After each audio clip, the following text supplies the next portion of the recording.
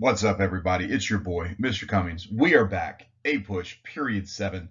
Going to take us from 1890 to 1945. This is a monster of a historical period for us. A ton of stuff happens during this time period, so buckle up. Hopefully, the light at the end of the tunnel is not a train ready to punch us in the face. It will be a slog, but we'll get through it. And as always, let's get it. Let's go. Continuing with our trend of looking at context, right? We have the end of the Civil War. We have the industrial period that has already occurred with period 6, that transformation into a modern America. We've closed off the Western frontier. We begin to turn our eye across the oceans. Manifest Destiny isn't going to be enough to stop at the California beach. We're going to look across the Pacific into different things. So ushering in the imperialist period. And we have built the modern America. Now we need to go live in it, claim it. What's the culture of that modern America? How do we earn it? How do we keep it? How do we improve upon it? All of those things will be getting ready to happen in period 7. So period 6, kind of very transitionary. Period 7 is the solidification of that modern America, considering it ends at the end of World War II. And then we'll be off to the races, basically into, quote, modernity. So very, very important period. Ton of stuff involved here, and we'll get after it. So the first unit we're going to look at is the imperialism period and how we become a world power. So some things that are going on foreign policy wise. This also marks kind of the end of isolationism, a bit, or at least for a big chunk of time. Seward, who is Lincoln's Secretary of State, as well as the guy that comes after him, Johnson, he's going to buy Alaska from the Russians, viewed at the time as a complete mistake, waste of money. Seward's icebox, like, Seward's folly, they got made fun of. Turns out in the 20th century to kind of be a really important, very valuable land purchase for the United States. Huge chunk of territory up there. We're going to have international Darwinism. So we had social Darwinism, the idea of looking at people and companies in America, survival of the fittest, and there's better and worse people and stuff like that. Now it's going to be competition between nations. The most nimble nations, the ones who can see further into the future, those are the ones that are going to thrive, grow, and survive. This idea that only white American values can properly care for these, quote, less evolved peoples. So how are we going to handle the Philippines? How are we going to handle what's going on in China? This lends itself to the poem White Man's Burden, which kind of talks about that issue, that it's the white man's burden to care for these, quote, noble savages, etc. We have Christian missionaries, Josiah Strong, writing in Our Country. Definitely a name drop. If you have an imperialism thing, like, we have to go over the seas to bring the Christian ideology to these non-Christian individuals. We have Alfred T. Mahan pushing for increasing naval power. That's how we're going to achieve this overseas empire. And then you're also going to have big business guys pushing for this as well, because they're going to want overseas markets and cheap labor and stuff like that. The newspapers are pushing this as well. The exotic lands, grand adventures to be had over there kind of whets the appetite for Americans to want to expand. And then the Monroe Doctrine, right? We're going to expand that in specifically Latin America with things like the Roosevelt Corollary, dollar diplomacy, which we'll get into here in a little bit. And that ties into the competition with the Europeans, etc. They're doing their scramble for Africa. We'll do the spheres of influence in China. All of that stuff we're kind of getting into. And so that's kind of like where we're going with all of this. And through this imperialism process, America will become a major world power. So what makes us that world power specifically is the Spanish-American War. What causes it? We've got yellow journalism at home. This is the sensational newspapers basically making stuff up, trying to get headlines to get people to buy their newspapers. The Delome letter, which is where the Spanish are critical of the American president, McKinley, and Americans get all upset, like, who the heck is Spain to make fun of our president? And then the sinking of the USS Maine. It was an American warship. She explodes down in Cuba, and you can see the newspaper headline there, an example of yellow journalism, where they whip the frenzy up to blame the Spanish, and it turns out later on we find out that it was probably an explosion from inside the ship, which would not have been the Spanish. When we seek the declaration of war, Congress will tack on the Teller Amendment, and this would basically say that the United States would not make a move to actually annex or own Cuba when it was over. So the war itself, it's very, very short. It's nicknamed the Splendid Little War. The United States will gain the Philippines, will pay a bunch of money for it, and have to put down an insurrection over there. We get Puerto Rico, we get Guam. We've already annexed Hawaii as part of war needs. This is where Dole was out there throwing out Queen Liliuokalani because of tariffs and sugar, and then waiting out the presidencies basically to find a president that would be more advantageous to annexing Hawaii as we kick a war off with Spain. And Spain has possessions in the far Pacific. We need basically a gas station, an island, a holdover there. So we take Hawaii. Boom. Thank you. And then we're going to force Cuba to put in their constitution what's called the Platt Amendment, which basically allows the United States to intervene whenever we want, prevents Cuba from signing foreign treaties, and the United States gets land for Navy bases down there. So yes, Cuba is, quote, independent, but they have to pretty much be a version of independence that the U.S. allows. And victory in the Spanish-American War is what makes us a recognized world power, increases national pride, where everyone's beating their chest. We're America, man, America, beat the Spanish. This helps heal the northern and southern divide. Reconstruction was very acrimonious, and industrialization, those things continue. But as we move into the 20th century, it's not kumbaya for everybody by any means, but a lot of that old Civil War stuff, the waving of the bloody shirt type stuff goes away. And we increase our national pride, our national unity because of our victory there. Europe is put on notice that America is here to stay. We're not some sleepy backwoods farm country anymore. And so Spanish-American War, short war, but fairly significant for the United States moving into the 20th century. So what's going on in China? Well, China is carved up by the Europeans. They have all of their spheres of influence. We want overseas markets to sell American goods. We want cheap labor, cheap resources, things like that. So those are also big business will be pro-imperialist as well. We're going to run into some problems because Europe's already there. They've got like the British zone, the French zone, the Russian zone. And America wants a piece of that pie. We don't want to get squeezed out. So John Hay, the Secretary of State, sends out these like a note, basically a little letter to the other European countries. It's like, hey, we should treat China like an open door, allow equal trading privileges, etc. Europe doesn't really respond. They don't say no, but they don't say yeah. So then America's like, well, they didn't say no, so they're cool with it. And we kind of manipulate a little bit there. Our help in putting down the Boxer Rebellion earns us some positive credit, gains us some respect, and ultimately we're able to push American interests in China over there. This will lead to some agreements with the Japanese here in a second that create problems for us at the end of this unit. So a lot of stuff going on. Now that we have the Philippines, we have Hawaii, we have the Philippines, we have Guam, some other possessions in the South Pacific. We can kind of jump our ships using coal, set up big coal stations on these islands to get our ships to China and take advantage of the Chinese ports and markets and stuff like that. So open door note is a way to kind of push the American interests in China. So McKinley wins re-election in 1900, and then he's promptly going to turn around and get shot, which means that his vice president, Teddy Roosevelt, is going to take over. Teddy Roosevelt's a very transformational, very influential president in the history of the United States. His foreign policy is all based off of that famous phrase, speak softly and carry a big stick. You can see a picture to the right of him carrying a big stick. In this case, the big stick for Teddy Roosevelt is going to be the military, specifically the Navy. We're going to build the Panama Canal. During the Spanish-American War, we have warships on the West Coast and we need them in the Caribbean, and it just takes a really long time to sail around South America. So we've had agreements with England saying we won't do it. We get new agreements saying we will. France has failed down there. The United States will break Panama off of Colombia, and then in order to build the canal through what's called the Isthmus of Panama, the shortest distance between the two bodies of water on either side. And we bang it out. Huge engineering feat, critically important to America's national security and global economics, even to this day. Less so for national security. Our ships are too big today.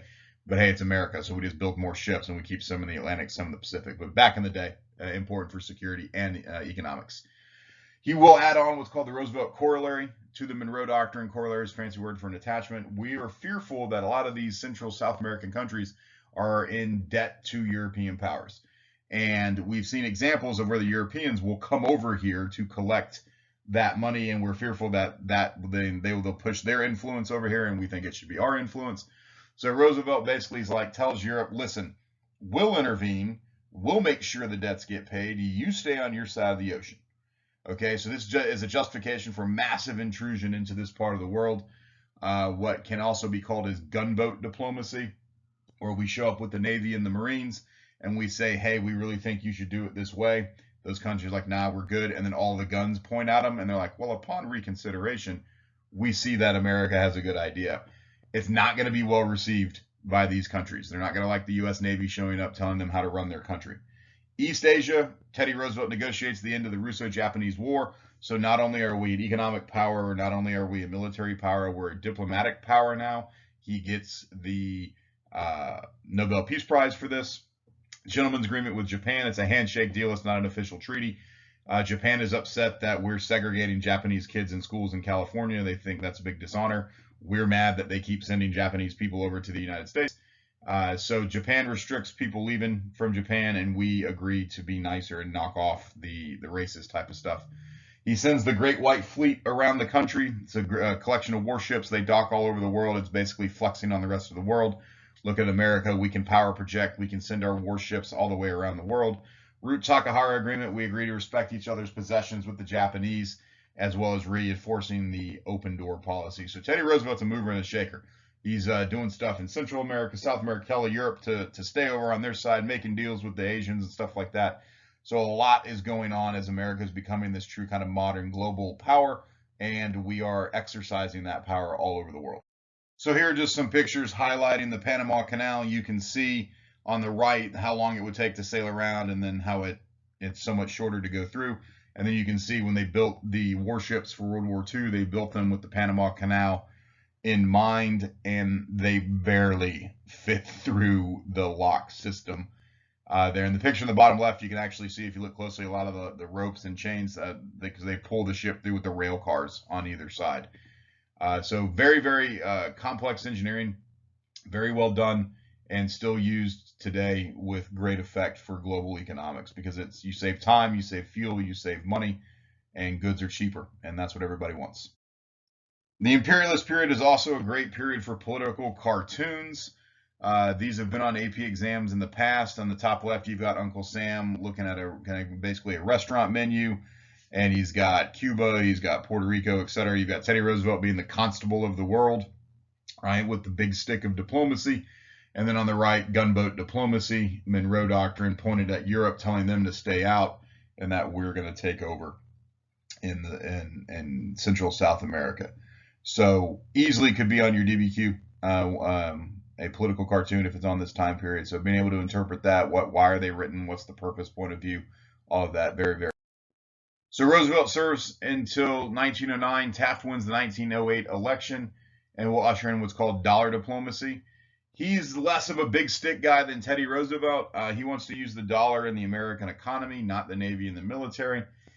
Supports intervention in these countries, though he's not going to walk that back, but supporting investment in American business interests abroad. So that's kind of dollar diplomacy, the idea that the United States will go guarantor for businesses to set up shop in these other countries.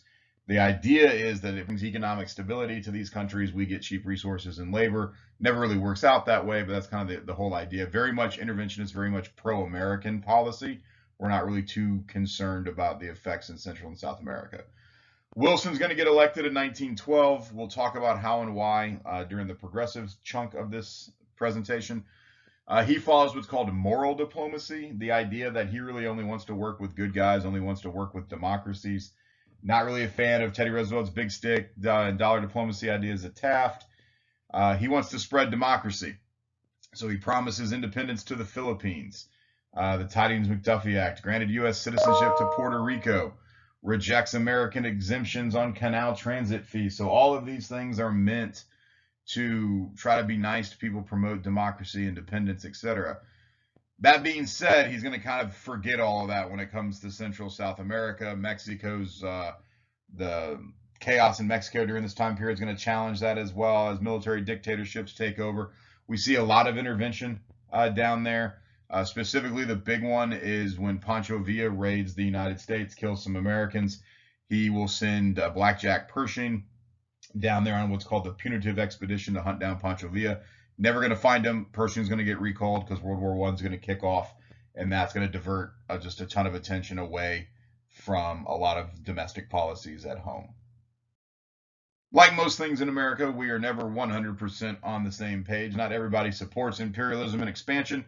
You have the Anti-Imperialist League. Hopefully you can figure out that they are anti-imperialist because it's in the title.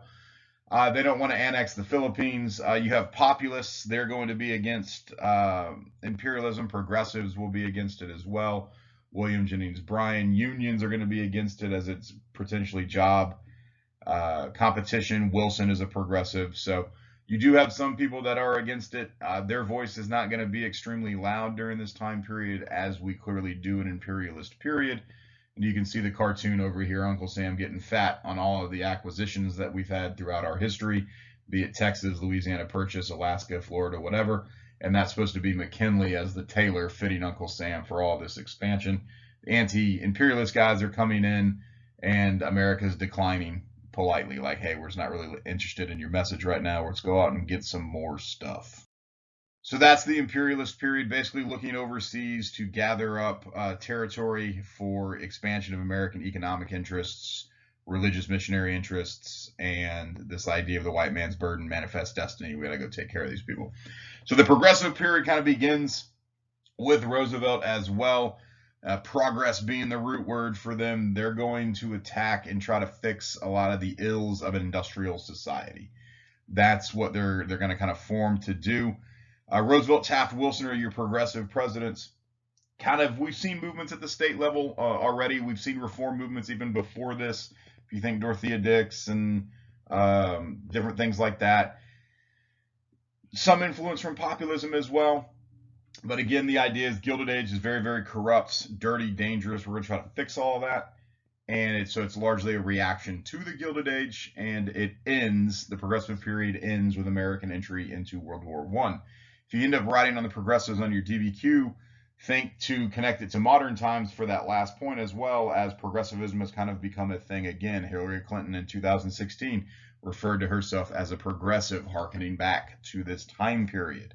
So progressivism might end with World War I, but a lot of the ideas and the reform ideas that they want don't really go away. You see them resurface in the New Deal. You see them resurface with Johnson in the 1960s with the Great Society. So just keep that in the back of your head as we push through the progressive. So here is just the continuation of your political parties going from 1896 up to 1930, which is pretty much once you get to Hoover and FDR, that's it, right? Truman will serve out the last of FDR's fourth administration at the end of our unit. But pause this, read it up, look at it. It's just the continuation of who's winning, whose parties they belong to, and what they're doing, just to help you guys on any political party essay question or just large like politics in general about who's winning and what values they have. So you do see a lot of similarities between the populists of the late 1800s and the progressives. There are some differences too. The populists had their Omaha platform, so they had a very like tight, this is what we want to accomplish. Whereas the progressives are kind of have a loose connection of different goals. There's not a hardcore progressive party that lasts for multiple elections, and these are the 9 most important things we want to get done. Progressives are urban middle class people. Populists were rural Western farmers. They both fight against corruption. Progressives influenced by social sciences, so they're going to try to have like a scientific method to fix things, sociology, psychology, things like that. No real central leadership for the progressives. William Jennings Bryan was kind of the main voice for the populists. Think back to his Cross of Gold speech. Not a lot of success for the populists. They do get the Interstate Commerce Act, but it's weak. They do get the Sherman Antitrust Act, but it's weak. The progressives will strengthen that. The progressives will get the 16th Amendment, which is income tax. That was a goal of populism. They'll get the 17th Amendment, which is direct election of U.S. senators. That was a goal of populism. So in a way, progressives accomplish a lot of what the populists set out to do. The progressives just do it in the 20th century. The progressive names you need to know, Teddy Roosevelt, Wilson, president, and then Lafayette as the big governor, because progressivism is going to be most successful at the state level. You also have the muckrakers added into this. These are authors, journalists, guys like that will pick a topic and expose the corruption there. So Upton Sinclair is the biggest one. He writes The Jungle. That leads to the Meat Inspection Act and Pure Food and Drug Act. Jacob Riis uses photography to document urban poverty and try to fix that as well. So definitely understand, if you write an essay about progressives, context should include the populists. And if you write an essay about populists, going outside the time period, potentially bring in the progressives and the 16th, 17th Amendments, things like that will definitely score you points. So what are some of the things the progressives get? Well, they get the secret ballot. Heretofore, people got to see how you could vote, so you could manipulate that. You could control that much easier with a secret ballot, which is what we have today. It's also known as the Australian ballot. This reduces the unfair influence of parties and machines and stuff like that. Direct primaries. One of the themes of progressivism is going to put more democracy in the hands of more people. So now we as citizens can vote in primaries. Primaries are basically who do you want your candidate to be for the major election. So right now you saw the Democrats, Bernie Sanders, Joe Biden, all those guys pushing for that. Now you'll have just Joe Biden, etc. You do that every election. They will get direct election of U.S. senators, as mentioned. More democracy in the hands of people. Citizens directly vote for their senators now. Initiative, referendum, and recall. These are ballot initiatives, so citizens can put a topic on a ballot, and then you vote on it, and then if enough people vote yes, then that becomes law. So it allows you to go another way outside of the traditional, legislative makes a bill, executive signs it into law. Recall allows you to force a politician to have a new election because you don't like them. If they lose, they're out of office, and the winner immediately assumes office for the remainder of the term. Again, thematically, more democracy in the hands of the people. Cities are experimenting with new governments. So you've got commission-style governments bringing in city managers. These weaken political machines. Galveston is the first one to make this change. Temperance movements are fired up again. They will get the 18th Amendment, and you'll see reforms for child labor as well. You don't want the little baby angels working in the factories with all those dangerous machines cutting off their little sausage fingers. So now we're rewinding. We're going to go through these presidents again, but now looking at them as progressives. Teddy Roosevelt offers up what he calls the square deal. His cousin FDR will do the New Deal. Truman will do the fair deal. So we got a series of deals coming up. But basically, Teddy Roosevelt's going to be fair to everybody. And this is seen in the coal strike. Heretofore, we talked about it in the previous unit. If a group of people went on strike and it got bad enough, the federal government always sided with the business owners. They never sided with the workers. With the coal strike, Teddy Roosevelt sets down, wants to arbitrate an agreement between the two and mediate this dispute. So this is actually ends up working out better for the workers than they had in the past. He's also viewed as a trust buster. He's going to break up trusts. The Standard Oil is the big one. That's Rockefeller. Northern Securities is a railroad trust. Remember, the Sherman Antitrust Act was originally used to go after unions. Teddy Roosevelt will strengthen the Interstate Commerce Commission and consumer protection. We talked about the jungle already. Pure Food and Drug Act, Meat Inspection Act. You can see what they do there. Teddy Roosevelt's a big conservationist as well, which we've already talked about. And you can see the political cartoons there with the trust. What Roosevelt's going to find, and what Wilson will ultimately find out too, is that there are good trusts and there are bad trusts. Bad trusts are the ones that take advantage, abuse consumers, stuff like that. And good trusts, you can be big, you can be well run, but you can be regulated.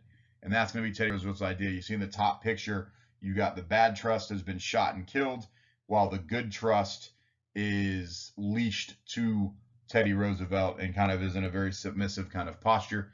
And again, Teddy Roosevelt oftentimes with the teddy bears. The teddy bear is actually named after him as well. So Taft is a little more conservative than Roosevelt. He's less of a progressive. He does continue trust busting. Ultimately, Taft is going to end up splitting the Republican Party. The progressives inside the Republican Party are going to say Taft isn't progressive enough. They're going to pull Teddy Roosevelt out. Teddy Roosevelt's going to run for another presidency in what's called the Bull Moose Party or the Progressive Party. It's the same name. And Teddy Roosevelt's going to be the guy. What this is going to do is going to split the Republican Party.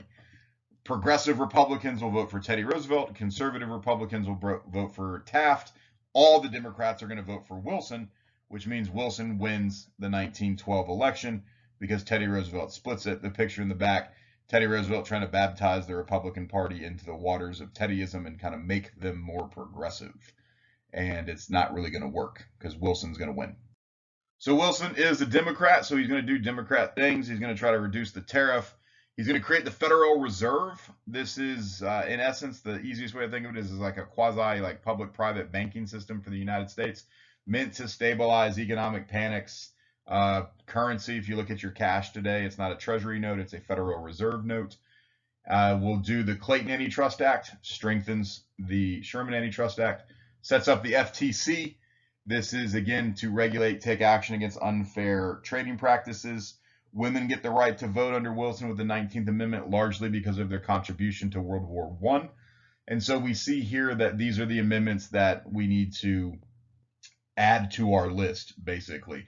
So we have the Reconstruction Amendments of 13, 14, 15. Then you can say these are the, quote, progressive amendments of the 16, 17, 18, and 19. 16, income tax. 17, direct election of senators. 18, prohibition, so no manufacture, transport, or sale of alcohol. 19, women's suffrage, getting the right to vote.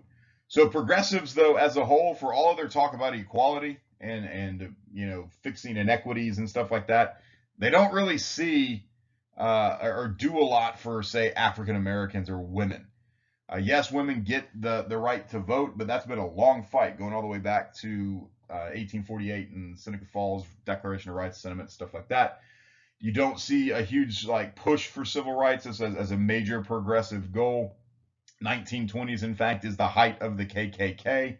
Wilson is a pretty big racist. He doesn't desegregate the White House or the federal government or anything like that. Birth of a Nation is made during this time period, which is basically a Ku Klux Klan propaganda film saying that only the Knights of the KKK saved white Southern society. It's incredible. It's terribly tasteless. Was one of the first movies screened at the White House, actually. And Wilson said that it was history written with lightning. Kind of believed the whole thing. So progressivism, for all of its goals to push things forward, one of its failures is on the civil rights front. World War I is what will end the progressive period. It begins in 1914 with the assassination of Archduke Ferdinand. Primary causes of the war: imperialism, militarism, economic concerns, colonialism, and then the alliance system. All them guys are going to get pulled in because they get into a fight.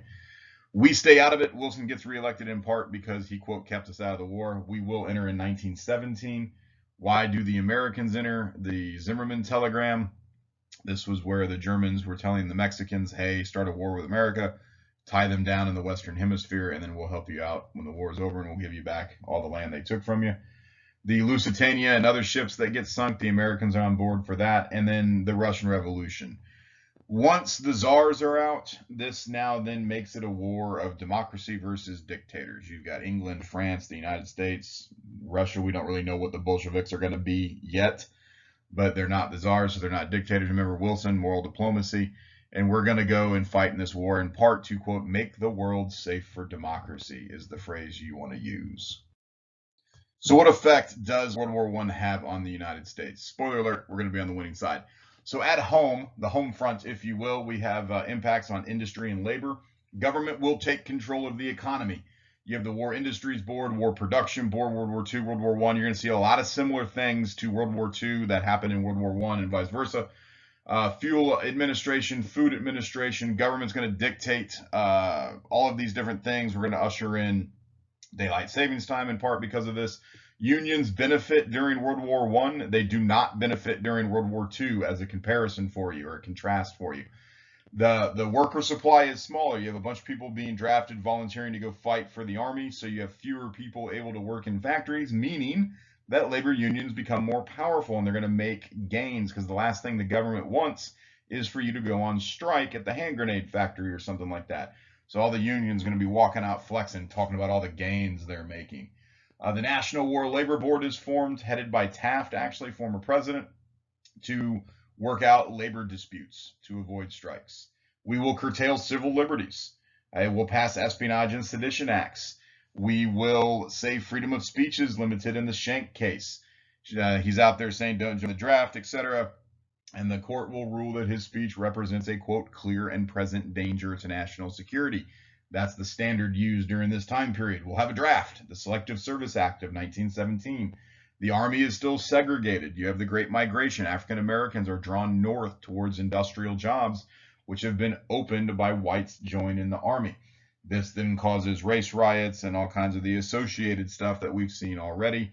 Women join the workforce in great numbers. Mexicans will come across the border to work in agriculture. Some will even end up in industrial jobs as well, mining jobs, etc. So the war has a movement effect, moving people around. It has a who's working where effect that you'd want to write about. And the same thing for World War II, just on a grander scale. We do a lot of the same stuff. So how is the Great War, as it's known during the time, how is it won? Well, our largest contribution are fresh soldiers and supplies, the AEF, the American Expeditionary Force. We don't win the war, but we make it in, like, it, you can't win it without us, basically. New technologies that you need to know about: airplanes are used, the tanks, you can see in the bottom there. Trench warfare is terrible. I had the barbed wire and all the trenches, stuff like that. The machine gun is the big thing associated with trench warfare. And then poison gas is used during this conflict as well. It's pretty terrible. And just imagine the worst things that you can think of, and it was done in World War I. It's known as the war to end all wars, and it does for about 20 years. And then World War II kicks off in 1939. The Treaty of Versailles is what's going to formally end the war for everybody not named the United States. This is done to punish Germany. Germany has to admit guilt. They have to pay reparations that they can't afford. Their economy is destroyed by this war, and then coming very quickly on the heels of that is going to be the global depression. Wilson will push his 14 points. That's what he calls it, because there's 14 of them. The one we really need to be aware of is the 14th point in that. It's the creation of the League of Nations. Wilson won't compromise on the League of Nations. All the other ones will get whittled down, but he really pushes on the League, and he views it as an international body that could prevent things like World War I. The problem is he alienates the Republicans. The Republicans won't ratify the Treaty of Versailles in the Senate. They fear that the League of Nations is a threat to U.S. sovereignty and potentially allows the Europeans into the Western Hemisphere in violation of what? The Monroe Doctrine. So we don't ratify it. We don't join the League of Nations, which at the time pretty much guarantees it's going to be done. The map gets redrawn with future problems. They take, for example, all of the different ethnic groups and say, congratulations, you're Yugoslavia. Have fun with that. That's not going to work out long term. We redraw Africa, the Middle East. Basically, everything about the conclusion of World War I and the Treaty of Versailles sets the stage for World War II. It's just one of those things. We need to know it. They don't think to the future, and so you can contrast the Treaty of Versailles with how we conclude World War II. We do the Marshall Plan to rebuild, all of these different things to try to avoid issues that we didn't at the end of World War I, because we didn't want to be fighting World War III in the 60s. So very quick and dirty for World War I. Make sure we know. The other thing worth mentioning here, I guess, would be the Meuse-Argonne offensive is the last major Allied offensive of the war. The Americans take place in that, and it helps bring it into the war. But that's really it. There's no other stuff on this slide for World War I. You're good. Really know the causes and then the effects of the war, both foreign policy-wise and domestically on our society at home, and you'll be good. So we have post-war problems. You have a ton of labor strikes. Again, all of the gains made during the war, unions are going to want to keep that when the war is over. They don't want to go back to the way it was before. The owners do. So you see a lot of strikes. You see labor strife. You have a Red Scare, right? You see the Bolshevik stuff there coming over from Europe, anarchist stuff like that. So the Palmer raids are part of that. He was the AG, is where the accusation was enough. You definitely want to compare that to McCarthyism of the 1950s. There are race riots that go on here, which we touched on already. The Sacco-Vanzetti case is an anti-immigrant name drop that you'd want to use. They're Italian immigrants accused of murder and armed robbery, and they're also anarchists. So that's kind of three strikes. So you're Italian, so you're an immigrant from Southern Europe, strike one. Anarchist, strike two, and then you're accused of a crime in America, strike three. The judge was making anti-Italian, racial type statements and stuff like that. So these are your examples of how America changes because of World War I afterwards. We become very much anti-immigrant, very anti-Bolshevik, socialist, stuff like that, and a lot of the labor strife, right? And you see that in the late 40s too. There'll be labor issues after World War II. We'll have another Red Scare, et cetera, et cetera. So, and we'll talk about all that here in a second. So now we go into the 1920s, the Roaring 20s, as they were called. Republicans are in. The presidents for the 20s are Harding, Coolidge, and Hoover. Harding gets elected in part on his phrase, a return to normalcy. Let us go back to America before World War I, before the progressives screwed everything up. It's kind of the Republican attitude. Big business booms during this time period. Think Great Gatsby. Increased productivity, new products, oil becomes a thing, automobiles are becoming a huge thing, electricity, labor and farm struggle though, so they're not going to really be in on the boom of the 20s. Minorities will not be in on the boom of the 20s. We have new culture. We become consumers across the board, new advertising, department store type stuff. The automobile changes the face of America. We fall in love with the car immediately. And so not only is it the car industry itself, but it's all the industries that go to build the car. Steel, oil, wood, all that stuff. And then the other industries that you need because you have a car. So now gas stations become a thing. Auto servicing, becomes a thing. The family road trip vacation becomes a thing. So all of these other job creators get made because the automobile exists. The other thing the 20s are known for is prohibition, the 18th Amendment. Again, the big caveat to prohibition, or the consequence of it, is it creates the organized crime, the Tommy gun, and as they said, the gun that made the 20s roar. We are isolationists during the 20s. That's kind of the big theme. Specifically, we're kind of isolationist. You would be just fine to say that in the 1920s, America returned to a version of isolationism and leave it at that. You'd be good. We don't go as far back as we were during the Gilded Age isolationists, but we do favor foreign policy that strictly benefits the Americans. We're kind of done getting involved in other people's business if it doesn't benefit us. You can see the Washington Conference stuff there, trying to limit navies and military powers, respect open door stuff. We will continue to intervene in Latin America. Oil desires leads us to go to the Middle East. And then the 20s and this kind of boom period ends with the Great Depression. So what's going on in the Jazz Age? Well, you have new entertainment, moving pictures as they are called. The movies become a thing. Later on, we'll add sound and we'll call them talkies. We'll add dialogue to it. The radio becomes a big thing. The next evolution of that would be the television in the 1950s. Women, you have the flappers, right? The short hair, the ladies who would dare to show off the calf. How scandalous. Divorce laws begin to change for women. Divorce is still limited, but now that women have the right to vote, politicians kind of start catering to them too. So you begin to see some movement there. More education. Compulsory high school laws come about. Sorry for you guys, blame the 1920s.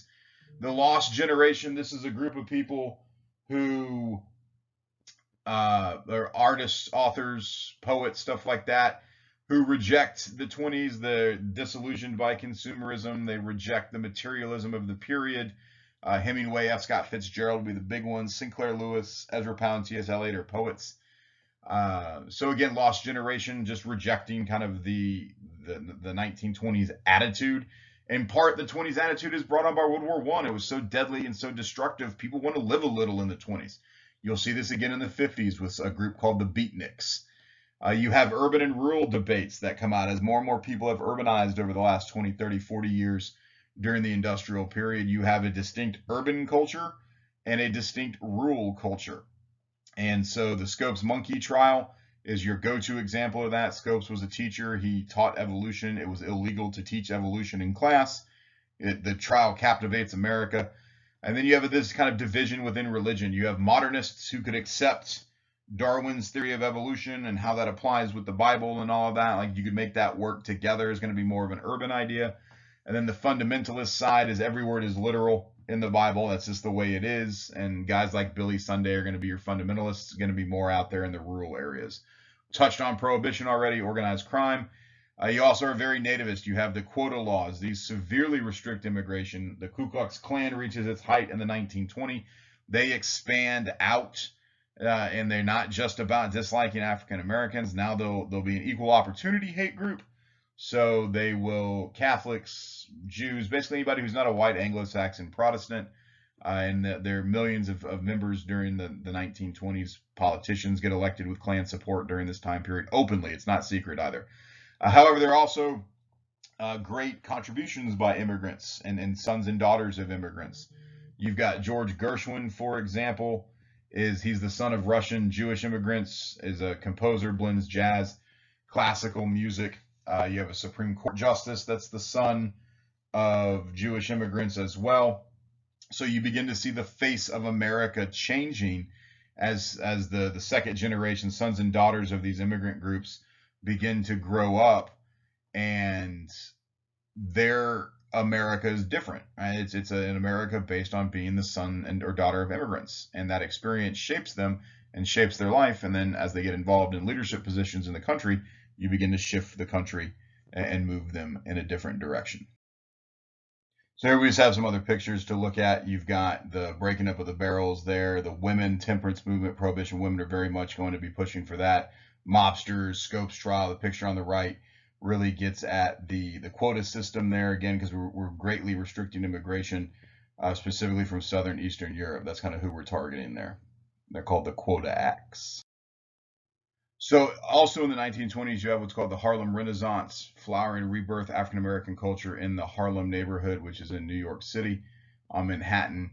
Literature, poetry, big name there is Langston Hughes. Jazz music, it is the jazz age. We've touched on that already. You've got Louis Armstrong, Duke Ellington as the big musicians.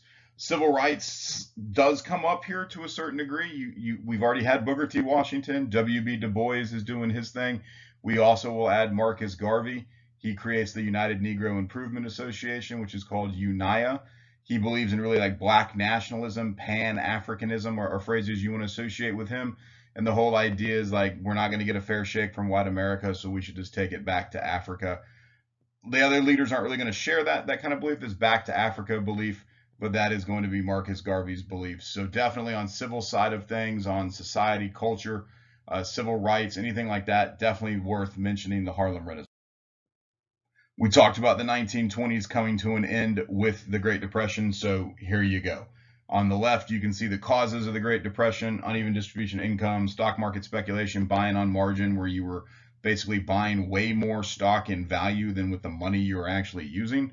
So if the stock prices fell, you owed a bunch of money on stuff you couldn't afford. Use of credit, overproduction, farm economies weak because of overproduction type stuff at the end of World War I. High tariffs are restricting global trade, poor government policies. We make the bad decisions. We reduce the money supply at the wrong time, increase it at the wrong time. Global economic weakness, hangover from World War I.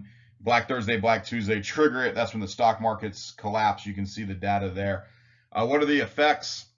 You can see there, it's one of the worst economic crises in the history of the country. It's why it's called the Great Depression. And this will end the Republican dominance of the 20s, and then ushers in new ideas about the relationships between the government, private citizens, and the economy. And that will be the New Deal, and that will be coming up on the next slide. Hoover is seen really not to do much of anything between 29 and 32 because that laissez-faire attitude is still dominating. But then FDR comes in and will radically change all of that, with the New Deals, which will be on the next couple of slides.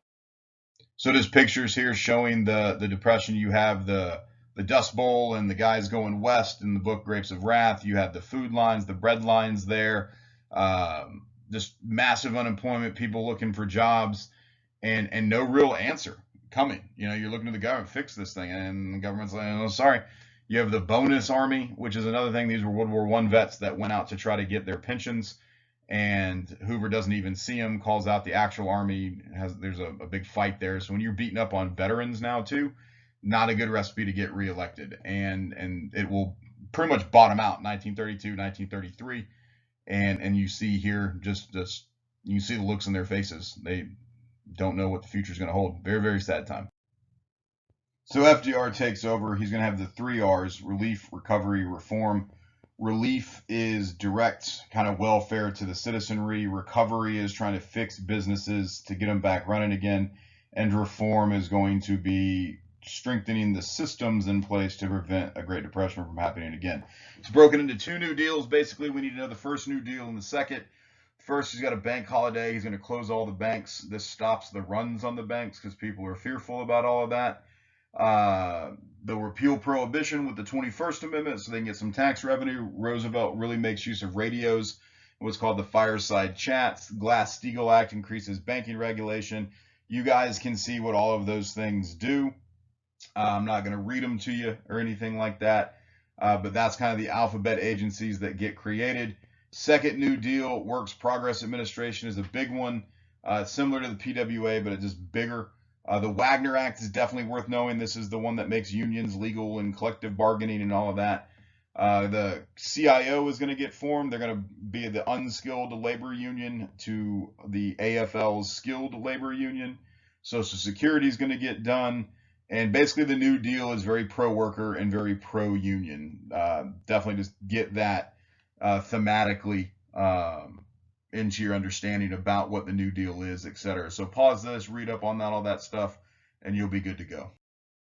The New Deal will also have opponents. You'll have the Republicans side of this that'll say it goes too far, gives the federal government too much power. It's a departure of laissez-faire, American values. It's getting towards socialism and communism.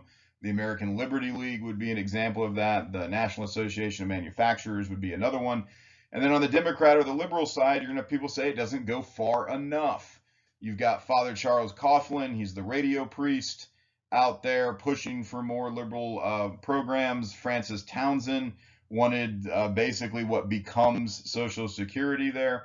And then Senator Huey Long, Share Our Wealth, wanted annual income for people. You'd tax the wealthy up to 100% at times. And so those are all challengers to FDR on the left.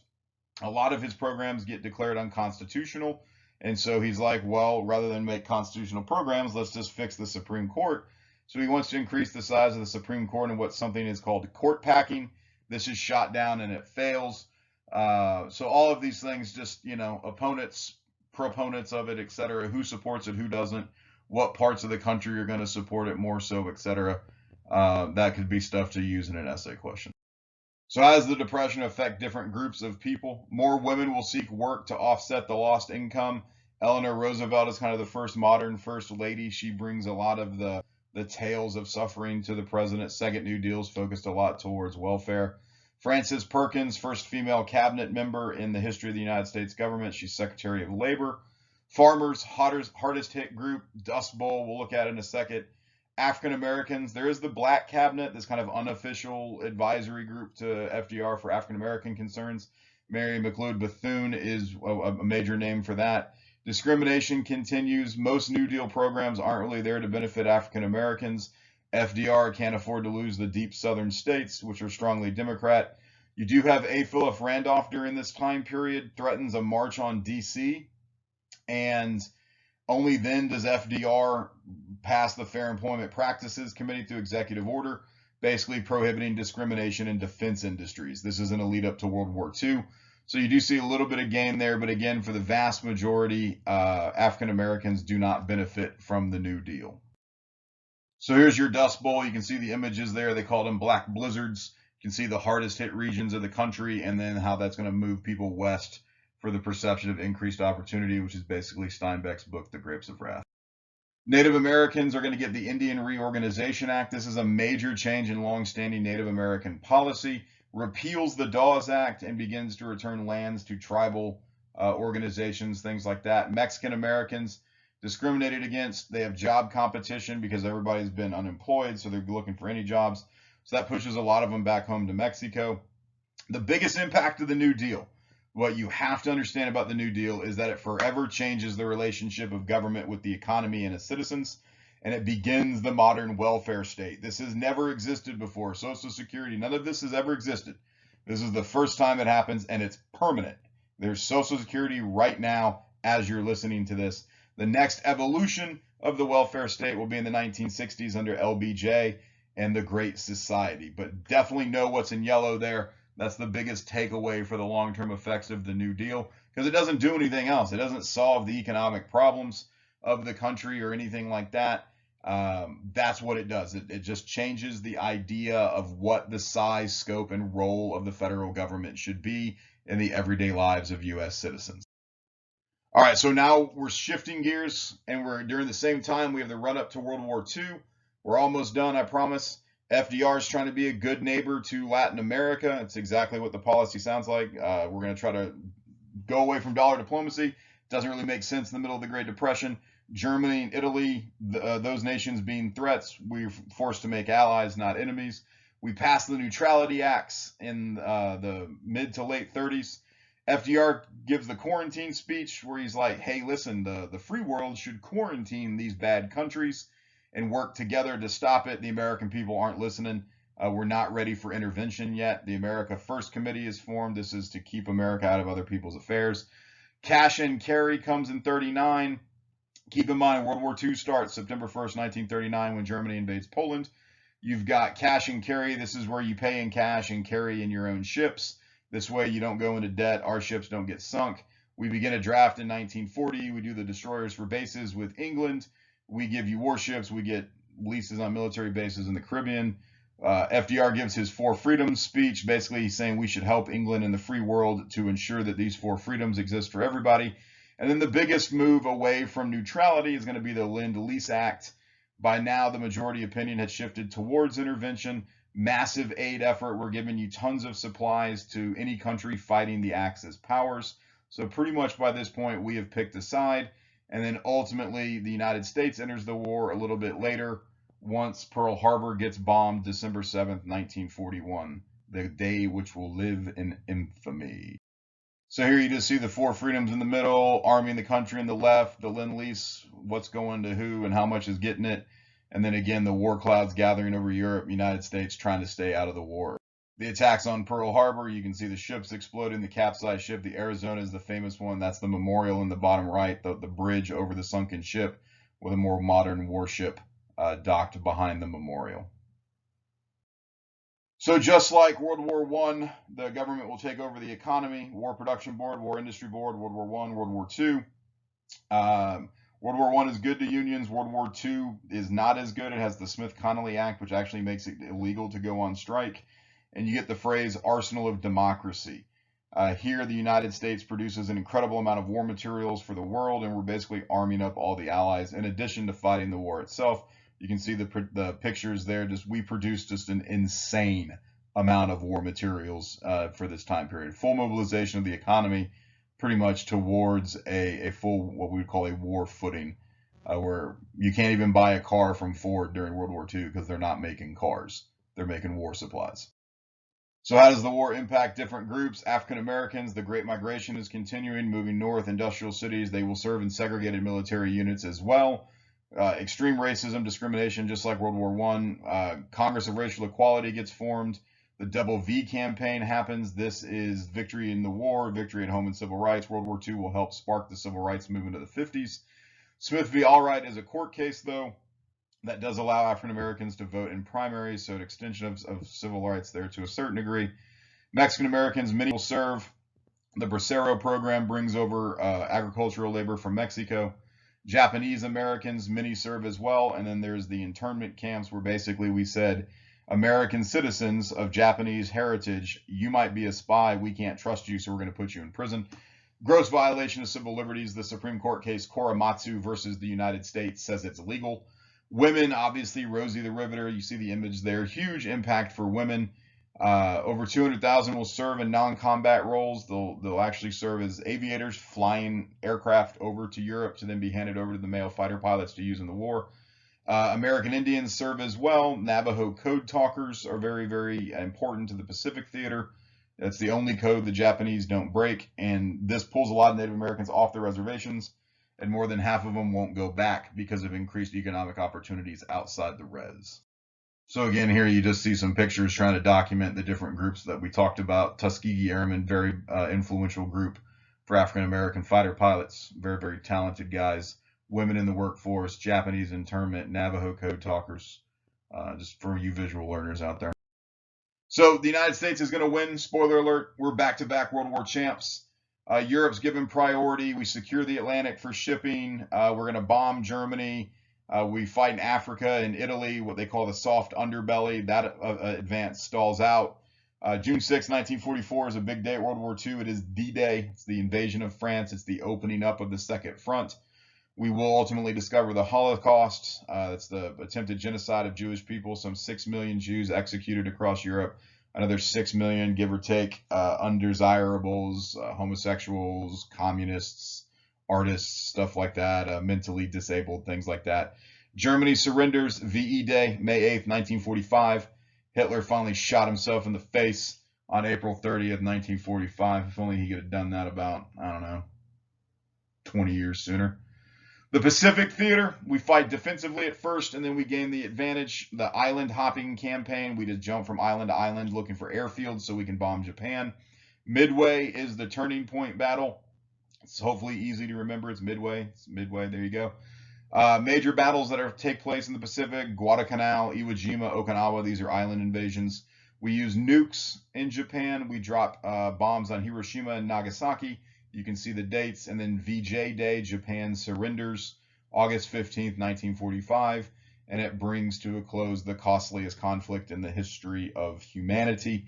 You can see all of the statistics there. What it does, more important than anything else, it transforms the United States from one of several world powers to a nuclear superpower. And we never are isolationist again. The United Nations, NATO, Cold War, all of that stuff, we're never going to go back. You can see the wartime conferences there and what they do. I'm not going to read it to you again, just more vocabulary name drops should you be having to do an essay on World War II. So you have some pictures here in the bottom middle, some British SAS soldiers known as the Desert Rats fighting in Africa. You've got D-Day on the top left and right, and then a couple of pictures of the Holocaust. World War II is highly photographed. There are probably millions of images that are out there.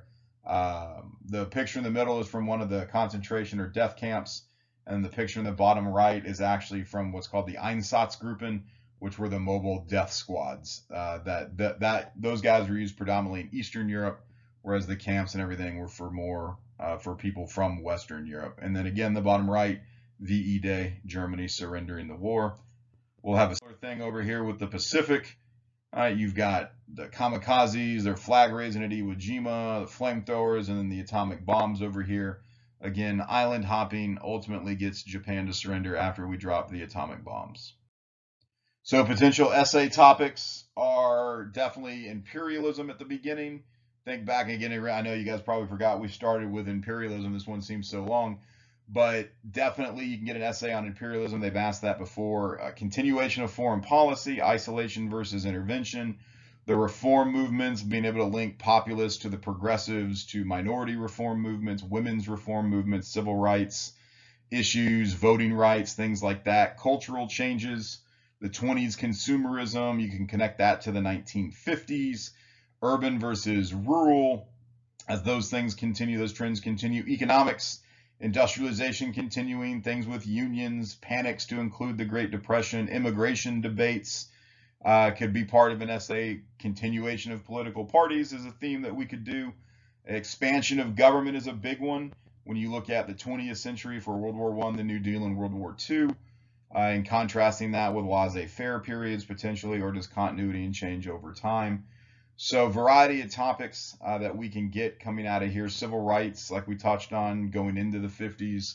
You could continue and cap your essays in that time period as well. So hard to decide, ton of history to pick from, but these are our major big points that we could potentially use to help us write a good, strong essay and get you a max score on the AP exam. And so, to conclude, if you don't know, Mr. Cummings is a massive Star Wars fan. We are done with our period reviews. You have been taught all that you must know. You are a Jedi now. And come Friday on your exam, may the Force be with all of you.